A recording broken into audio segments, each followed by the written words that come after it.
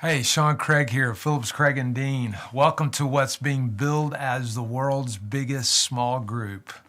Have you ever seen something you thought was real and then you tried to use it and realized it wasn't real at all? It was for display purposes only. I remember being in Bible school actually in California, and I was away from home and living in the dorms. I went over to my buddy's house, and he still lived with his mom, and so she always had food out. At least that's what I thought. She had this bread that was on the counter. It looked beautiful. It looked like it was just fresh out of the oven and brushed with butter, but as I picked it up, I realized it was fake bread. It was just for display purposes only. In the book of Romans, the Bible tells us through the words of the Apostle Paul that we are made right with God through faith and not by obeying the law, Romans 3:28.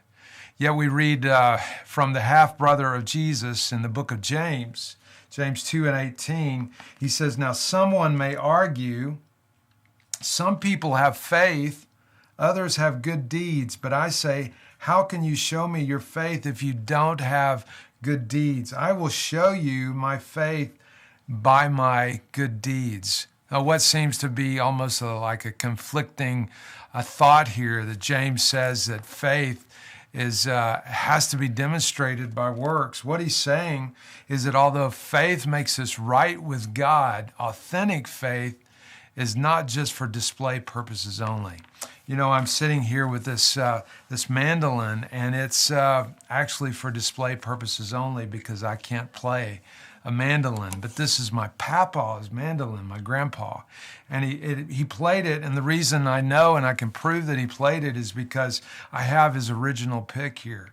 It has marks on it. You can tell it's used, and the back of this mandolin has marks on it. And on the fingerboard, there are marks. And the reason that I can know that this is an authentic instrument that was played by someone is because it has marks on it. Our faith, when it's authentic, will have marks.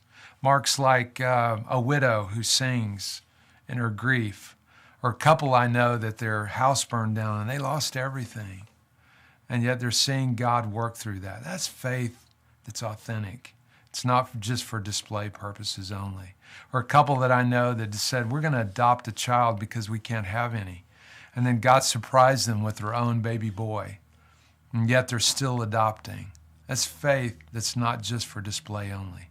It's demonstrated by their works. It has the mark of authenticity. David Elton Trueblood said, "Your faith is made practical when it shows up in two books, the date book and the checkbook." We don't have date books anymore, but we have calendars, and we have things like Facebook. Our faith is made real when it shows up there. I want to challenge you over these next few days. Maybe make a post on your Facebook that becomes a mark of authentic faith, that demonstrates that my faith is not just for display purposes only, but it's something I live with. And it shows up in my life, and this is how it's impacted me. Maybe take a look at your checkbook or your calendar and ask yourself the question, does my faith really show up there?